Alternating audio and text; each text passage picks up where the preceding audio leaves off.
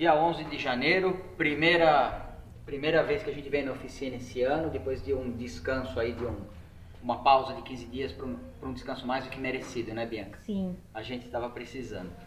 Bom, e as notícias não poderiam ser melhores. No domingo vocês acompanharam a primeira partida do 62 do Reginaldo, que de 1.200 passou para 2.100. Pô, Tonela, ele está aí até agora? Não. Ele já voltou, na verdade ele acabou de deixar o carro aqui, ele acabou de voltar para a revisão que era para ser dos 500 km, mas ela vai ser mais ou menos dos 1.200, 1.500 km. Eu explico por quê. Por incrível que pareça, esse carro é o eleito pelo Reginaldo para ser de uso diário. Então ele conseguiu completar praticamente os 500 km ali na primeira semana, e quando a gente estava fechando a oficina para sair de férias, no finalzinho do ano. Acabou que ele foi fazer uma revisão na suspensão, um reaperto lá no Seik, que é relativamente perto de casa. Eu compareci lá, a gente fez a troca de óleo dos 500 km, mas eu não pude fazer regulagem de válvulas nem nada nesse sentido. Então o carro encostou aqui para que a gente possa fazer essa regulagem e perceber como é que o carro está, como é que o motor ficou depois de pelo menos 1.000 km rodados. Eu tenho certeza que a diferença vai ser grande. E o melhor, domingo que vem vocês vão acompanhar a primeira volta dele, e no outro domingo vocês muito provavelmente vão acompanhar essa revisão que eu faço questão de mostrar, principalmente na questão da diferença do desempenho. Tudo azul no quintal do Tonela, além do Fusca do Reginaldo, a gente está com o Papaléguas aqui do Rafael, provavelmente um dos próximos motores que a gente vai montar. Não sei se é o primeiro motor que a gente vai montar esse ano, mas eu acredito que sim. Tá, ele já está esperando receber o motor novo aqui, vai ser uma receita bem interessante. E ali no elevador já está tudo instalado. Eu não dei a primeira partida ainda, se eu tivesse corrido um pouquinho mais ele teria ligado ainda em dezembro, mas a gente prefere fazer as coisas com calma também. O Eugênio é um cara muito gente boa, que não pressionou a gente, ele deu o prazo que a gente precisasse. Ali está o Fusca do Eugênio, um dos mais legais que eu já tive a oportunidade de mexer, não somente no externo dele, tá? Um azul diamante é uma cor maravilhosa, mas também na parte interna, que a Fabrisson fez todo um serviço, e principalmente na parte de baixo. Eu vou levantar esse Fusca aqui para vocês entenderem do que eu estou falando. Todo o acabamento que vocês veem na parte de cima, na carroceria desse Fusca, vocês veem aqui na parte do assoalho também. Com certeza foi feito tudo com PU. Eu acredito, não posso afirmar com absoluta certeza que o assoalho ainda é o assoalho original. E eu falo isso pelo acabamento que a gente tem aqui, pelos pontos de solda que eu estou percebendo. Ou seja, é um carro acima da média, fora do estado normal que a gente costuma encontrar um carro. Realmente isso daqui é um carro de capa de revista, igual a gente comentou aí em algum vídeo que eu gravei no final do ano passado. Ali já está o motor, é 1.9, né, Bianca? Isso. É 1.9, isso aqui vai ter uma dupla Weber. E o pessoal estava perguntando no vídeo de domingo: nossa, que escapamento é esse que fica tão silencioso? É esse daqui, ó. A MAF, por um pedido nosso, no carro do Reginaldo, eles acabaram fazendo um speed hold com 2 abafadores longos. Normalmente seria, no caso do Fuscatia, é um longo e um pouco mais curto, ou então um abafador só, que é o caso do Itamar 2.100 do Paulo. Tá, o mesmo Fusquinha do Márcio, ele saiu daqui com um escapamento desse, com um abafador só. O fato é que no dia que o Eugênio veio aqui para a gente combinar o que seria feito no motor dele, o carro já estava lá na Fabrisson. Ele viu o Fusca do Reginaldo funcionando, ele nem entrou embaixo do carro, ele falou: eu quero um escapamento desse daqui. Ainda que esse daqui vai fazer um som muito diferente do Fusca do Reginaldo, primeiro por causa da taxa de compressão, que aqui vai ser mais alta, segundo porque aqui vai ser uma dupla Weber, no padrão Fuscatia, no padrão Itamar do Paulo, com certeza os 2 abafadores longos aqui vão fazer toda a diferença. Então, para quem tinha dúvidas qual é o escapamento que está lá, e não quiser voltar a assistir a série de vídeos que a gente mostrou, eu acho que eu mostrei isso daí no vídeo de 2 semanas atrás, alguma coisa assim, no Fusca do Reginaldo. Mas é essa obra de arte aqui, feita pela MAF.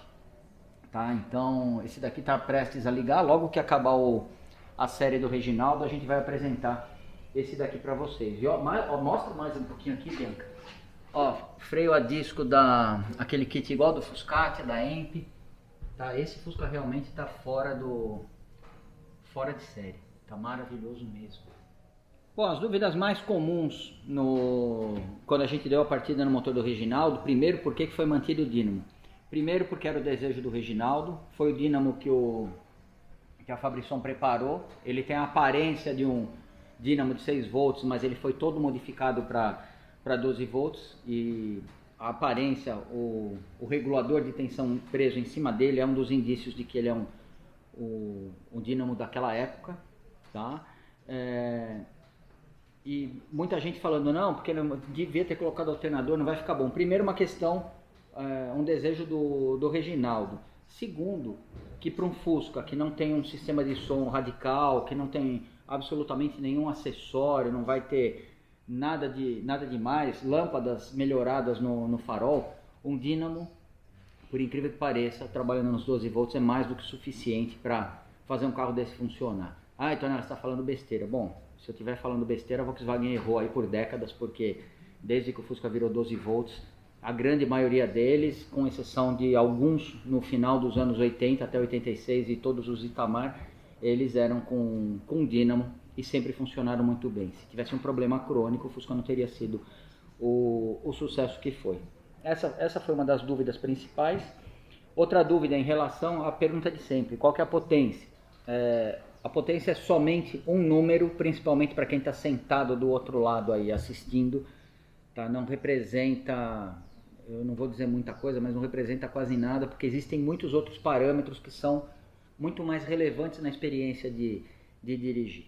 Tá? Eu não monto motores, a gente não tem nenhum cliente que chegou aqui, na verdade aparece um outro, eu quero um motor de 150 cavalos, você explica que não vai rolar, que você não vai fazer, não que não exista a possibilidade de ser feito, existe, mas a gente sabe que a médio e longo prazo, esse cliente que pede um número para você, ele vai ficar com o tempo insatisfeito, porque depois que ele começar a andar com o carro, vai ter 150, vai ter 160 cavalos, vai ter quantos cavalos ele quiser, mas ele vai ficar, porque aqui ele está falhando, porque aqui ele está embaralhando, porque aqui ele não tem retomada, eu preciso reduzir, eu tenho que passar na lombada em primeira, e que não sei o que. Então a gente prefere seguir uma receita mais conservadora, não vou apresentar números de potência astronômicos, estratosféricos, nem nada disso, mas a gente acaba indo pelo caminho mais difícil, que é agradar o cliente, não simplesmente vender um número.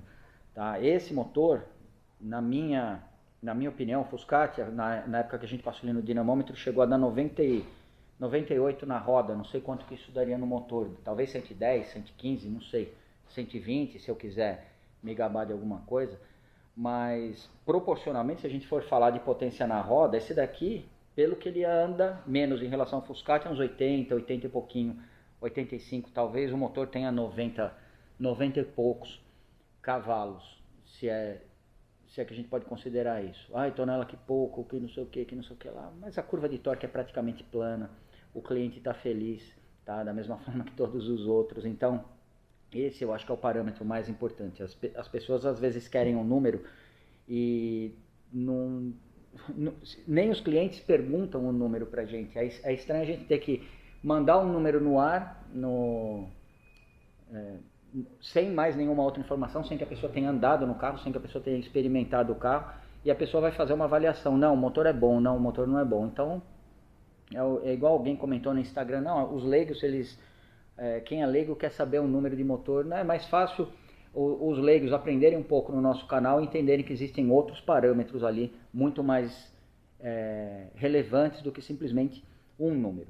Por último, uma pergunta que eu achei bem interessante aqui, num primeiro momento parece que é uma besteira, mas isso daqui acaba mostrando como às vezes as pessoas não estão, elas conheceram o canal, mas elas não estão acompanhando tão de perto. Então eu faço questão de responder o Leonardo Pereira.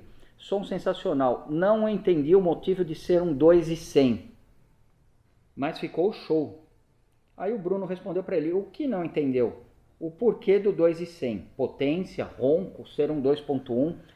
Leonardo, vamos lá, sempre que a gente fala um número 1.9 ou 1900, que é a mesma coisa, 2.100 ou 2.1, 1600 ou 1.6, a gente está se referindo ao volume que o motor desloca. Indiretamente, isso daí está relacionado ao torque e à potência que ele pode desenvolver. Teoricamente, quanto maior o deslocamento do motor, mais potência e mais torque esse motor tem potencial de desenvolver. Então, vamos dizer, a cilindrada é o quanto a soma dos pistões, no caso do Fusca, dos 4 pistões, no caso de um Opala 6, um V8.8 e assim por diante, quanto eles deslocam de volume no total. E esse volume vai ser preenchido ali pelo ar que passa pelo coletor de admissão através do carburador. Então é uma mistura gasosa de ar com uma gasolina pulverizada. Tá? Então basicamente é isso. Muita gente às vezes comenta, nossa, eu peguei um motor da Kombi 1.7. Não existe isso.